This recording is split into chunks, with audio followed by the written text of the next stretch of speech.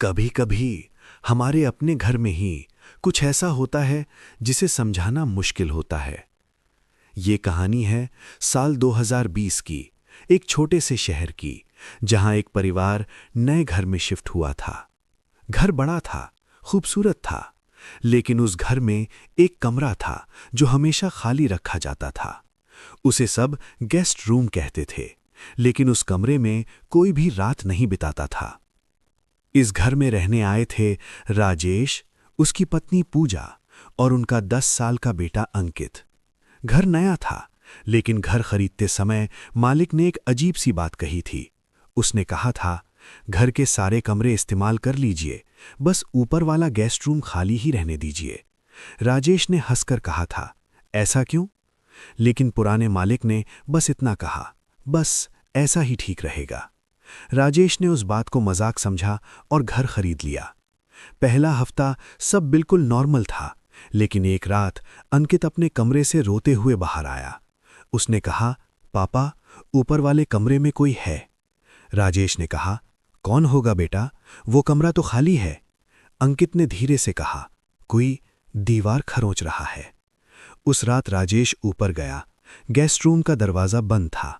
उसने दरवाज़ा खोला। कमरा खाली था, लेकिन अंदर एक अजीब सी बात थी। कमरे में बहुत ठंड थी, जैसे एसी चल रहा हो, जबकि कमरे में एसी था ही नहीं।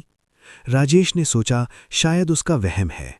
उसने दरवाज़ा बंद किया और नीचे चला गया। 2 दिन बाद रात के करीब 2 बजे पूजा की नींद खुल गई।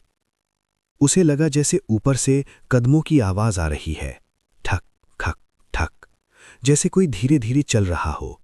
पूजा ने राजेश को जगाया। राजेश ने कहा, शायद बिल्ली होगी, लेकिन उनके घर में बिल्ली घुसने का रास्ता ही नहीं था। राजेश फिर ऊपर गया। गेस्ट रूम का दरवाज़ा इस बार थोड़ा खुला हुआ था, जबकि उसने खुद उसे बंद किया था। राजेश ने दरवाज़ा खोला। अंदर फिर कोई नहीं था, लेकिन इस बार दीवार पर लंबी खरोंचें थीं, जैसे किसी ने नाखून से दीवार खुरची हो। राजेश को थोड़ा अजीब लगा, लेकिन उसने फिर इग्नोर कर दिया। तीसरी घटना सबसे डरावनी थी। उस रात अंकित फिर रोते हुए उठा। उसने कहा, पापा, वो आंटी फिर से आई हैं। राजेश चौंक गया। कौन आंटी? अंकित बोला, वो ऊपर वाले कमरे से आई थीं और मुझे देख रही थीं। राजेश ने पूछा, कैसी दिखती थीं? अंकित ने कहा, उसके बाल पूरे गीले थे और वो बोल रही थीं, ये मेरा कमरा है। राजेश का दिल जोर से धड़कने लगा। अगले दिन राजेश ने पड़ोसी से बात की। पड़ोसी कुछ देर चुप रहा, फिर धीरे से बोला, आपको शायद पता नहीं, इस घर में पहले एक महिला रहती थी। उसका नाम मीरा था। एक रात उसका अपने पति से झगड़ा हुआ और गुस्से में उसने खुद को गेस्ट रूम में बंद कर लिया। सुबह जब दरवाज़ा खोला गया तो मीरा की बॉडी छत के पंखे से लटकी हुई मिली। तब से उस कमरे में जो भी सोता है, उसे रात में कोई देखता रहता है।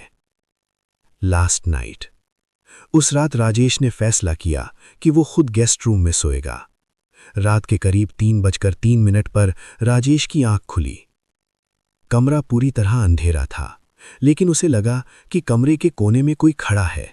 राजेश ने मोबाइल की फ्लैशलाइट ऑन की, और जैसे ही लाइट उस कोने में गई, राजेश का खून जम गया।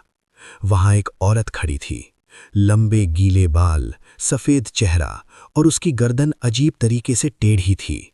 वो धीरे से बोली, मैंने कहा था, ये कमरा मेरा है। अचानक कमरे का दरवाज़ा जोर से बंद हो गया।